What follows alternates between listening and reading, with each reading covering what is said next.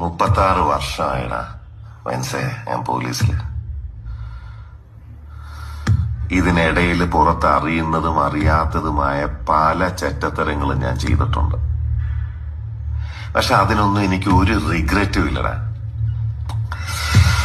2 ദിവസം കഴിഞ്ഞ് ഞാൻ ഡിപ്പാർട്ട്മെന്റിൽ നിന്ന് റിട്ടയറായി DYSP മെഡലും വാങ്ങി ഇറങ്ങുമ്പോ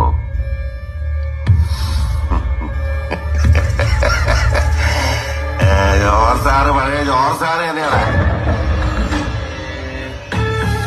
നീ ആരെയാണ് ഈ പേടിപ്പിക്കുന്നേ എന്നെ?